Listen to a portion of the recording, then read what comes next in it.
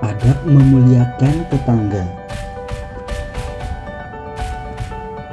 Assalamualaikum warahmatullahi wabarakatuh.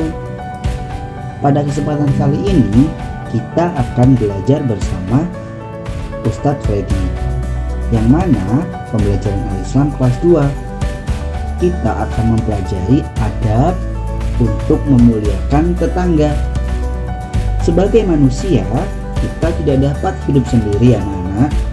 Akan tetapi kita membutuhkan orang lain dalam bermasyarakat.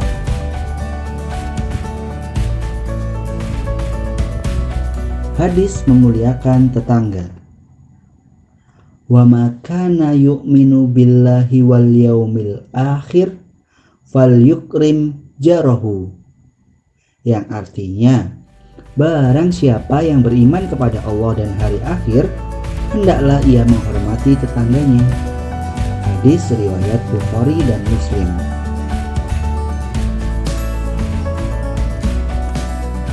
Rasulullah SAW telah memberikan contoh bagaimana kita untuk menghormati tetangga kita. Bagaimana contoh dari Rasulullah? Simak baik-baik ya anak-anak. Yang pertama, yakni tidak menyakiti dan menyenguk ketika ia sakit. Kita sebagai tetangga tidak boleh menyakiti hati tetangga kita, dan kita harus menjenguk ketika tetangga kita sedang sakit. Itu dicontohkan oleh Rasulullah SAW. Selanjutnya, yang kedua, hendaklah berbagi makanan dan perhatian dengan kondisi. Kita sebagai tetangga harus sering-sering membagi makanan dengan tetangga kanan dan kiri. Pernah ada sebuah cerita bahwasanya kalau Rasulullah memasak itu diperbanyak kuahnya karena akan dibagikan ke tetangga-tetangganya. Kita juga harus peka terhadap kondisi yang dialami oleh tetangga kita. Entah itu tetangga kita sedang sakit atau terkena musibah, kita harus perhatian dengan kondisi tetangga kita. Yang ketiga, yakni menjenguk ketika sakit dan datang ketika diundang. Nah, kalau tadi sudah kita jenguk ketika sakit, nah kita harus datang ketika tetangga kita mengundang kita untuk datang ke rumahnya atau ke hajatannya. Selanjutnya, yang keempat, yakni saling tolong-menolong dan meminta maaf jika bersalah. Kalau kita sering menolong tetangga, maka kita selama hidup kita akan sering ditolong oleh tetangga kita.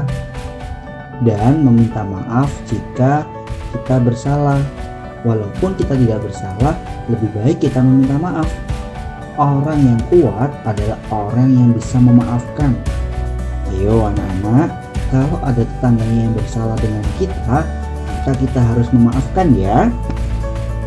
Selanjutnya, yang kelima, yakni adalah saling menghormati dan hidup rukun dengan semua orang. Kita harus menghormati tetangga kita, walaupun tidak beragama Muslim.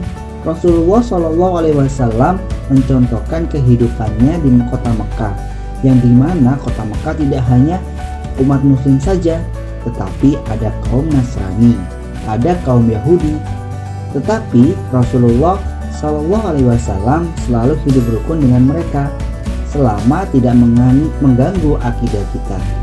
Hidup rukun dengan semua orang, tidak boleh kita saling bermarah-marahan atau kita senang bermusuhan dengan orang. Itu tidak dicontohkan oleh Rasulullah.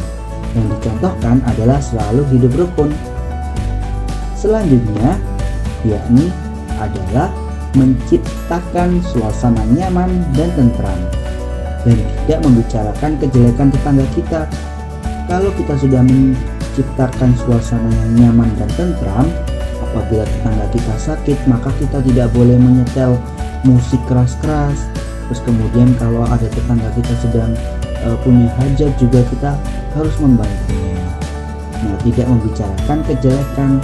Kalau tahu tetangga kita ini pernah melakukan hal-hal yang jelek, lebih baik kita simpan sendiri ya.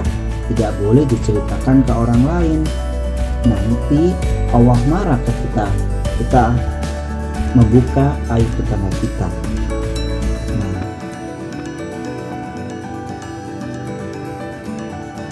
sekarang kita jadi tahu bagaimana contoh yang dicontohkan oleh Rasulullah. Ada berapa tetangga kita? Pasti banyak, karena rumah kita yang ada di bumi ini saling berdempetan satu sama dengan yang lain. Sebelah rumah kita ada tetangga, samping kanan kita ada tetangga, depan rumah kita ada tetangga, belakang rumah kita juga ada tetangga. Maka dari itu kita haruslah menjadi manusia sosial yang tidak pandang bulu. Maka kita sebagai anak soleh dan soleha harus memuliakan tetangga. Apabila tetangga kita ada yang bersalah, segera dimaafkan saja ya anak-anak. Semoga anak-anak menjadi tetangga yang baik ya. Amin.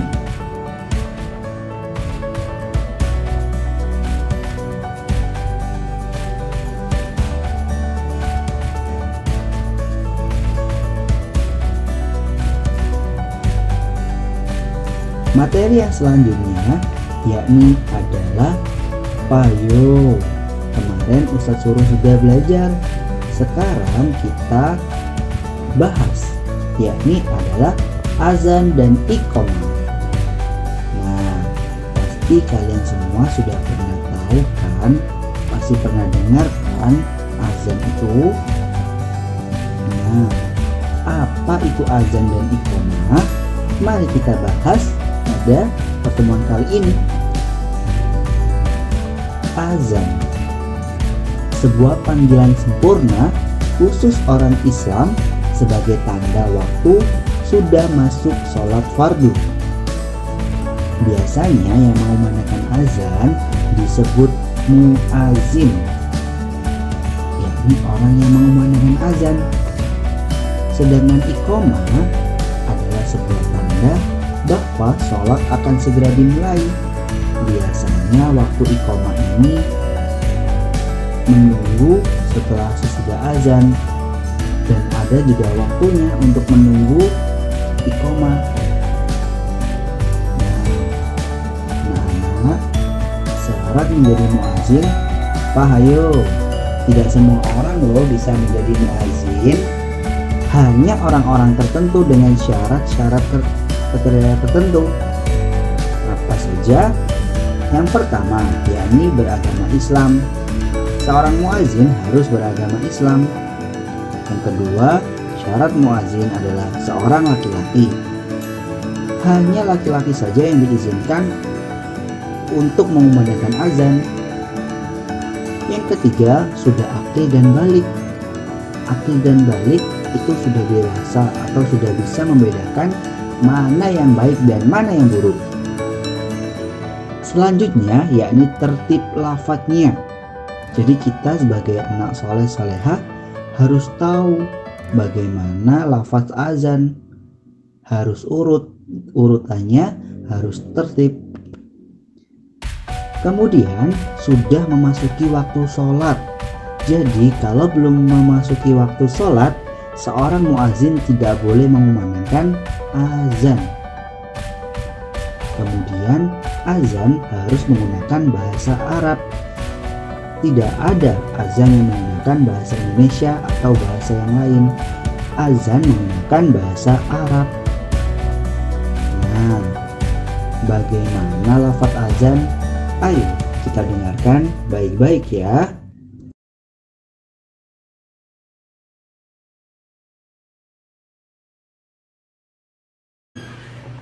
Allahu Akbar, Allahu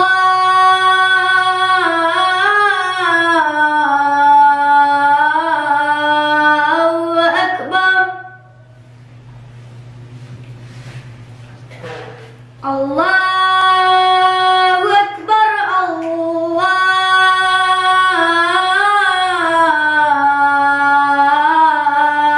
Allahu Akbar.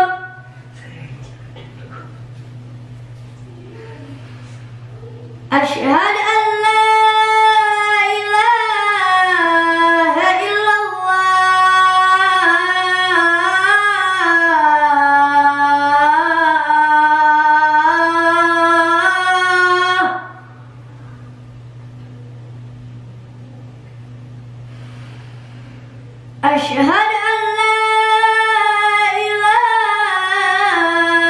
illallah.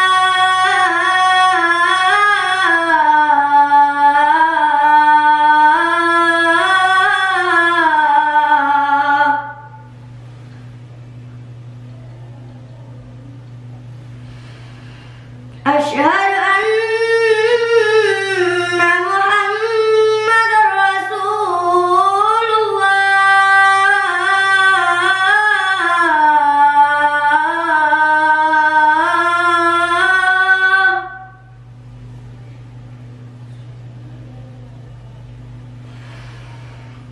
Asyhadu anna Muhammadar Rasulullah.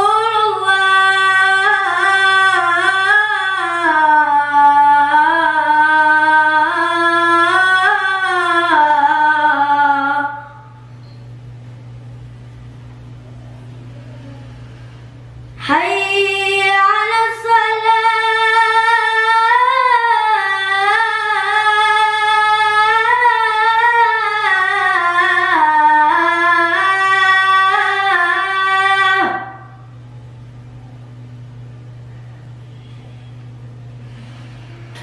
Hayya 'alas salah.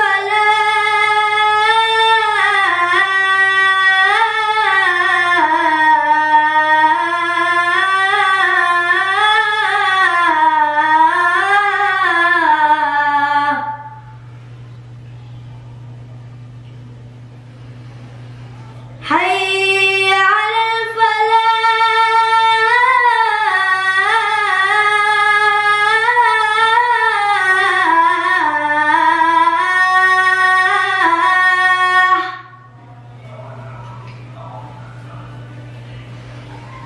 Hayya 'alal falah.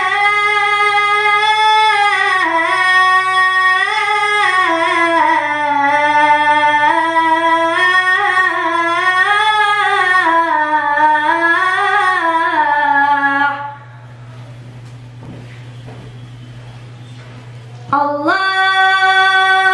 Akbar, Allahu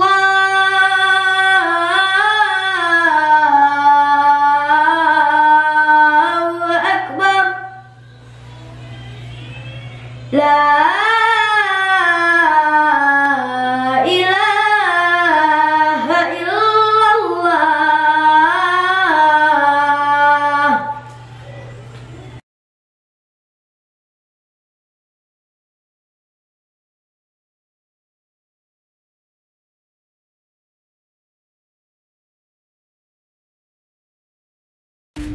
Nah, sekarang yakni lafadz iqamah. Bagaimana lafadz iqamah itu? Lafadz iqamah sama dengan halnya dengan azan. Kalau azan tadi semuanya disebutkan 2 kali, tetapi kalau iqamah hanya 1 kali.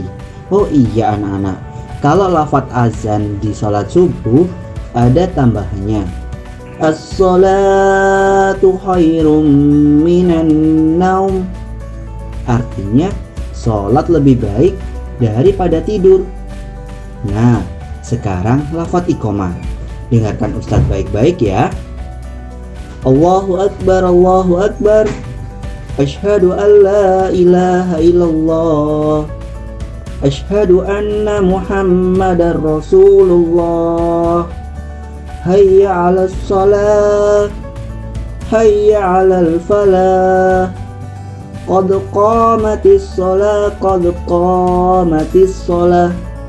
Allahu Akbar, Allahu Akbar. La ilaha illallah. Itulah tadi lafadz iqamah.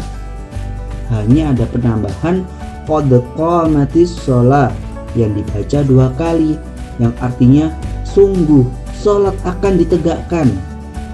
Maka itu adalah tanda bahwasanya sholat akan segera kita mulai. Nah, kalau tadi sudah azan, oh iya, kalau ada azan harus dijawab. Apa jawabannya? Kalau Allahu Akbar, jawabannya sama. Dan semuanya jawabannya sama. kecuali hayya 'alas shalah. Jawabannya yaitu la haula wala quwwata illa billah dan hayya 'alal falah. Jawabannya yaitu la haula wala quwwata illa billah. Kemudian ini kita sajikan doa sesudah azan. Nah, biasanya Ustadz pimpin sesudah azan di sekolah. Nah, bagaimana doanya? Oke, baik, diperhatikan. Allahumma sholli ala Muhammad. Allahumma rabba hadhihi da'wati tammah wassalatil qa'imah ati Muhammadal wasilata wal fadilah wab'ashu maqaman mahmudal ladzi wa'adta. Artinya, ya Allah, berikan rahmat kepada Nabi Muhammad dan keluarganya. Kemudian, ya Allah, seruan yang sempurna dan sholat akan ditegakkan. Ini berilah wasilah dan keutamaan kepada Nabi Muhammad dan tempat ia pada kedudukan yang terpuji yang engkau janjikan. Nah, jangan lupa ya anak-anak, untuk azan ini dicoba. Untuk anak laki-laki dicoba azan sebelum sholat ya, bisa azan di rumah. Kemudian untuk perempuan bisa dicoba iqamah sebelum sholat bersama keluarga. Dan untuk laki-laki juga sebelum sholat bersama keluarga. Tidak perlu di video, nanti Ustadz akan nilai. Kapan waktunya? Tentu saja akan Ustadz berikan tugas lebih lanjut. Terima kasih. Jazakumullah khairan. Semoga Allah selalu melindungi kita. Wassalamualaikum warahmatullahi wabarakatuh.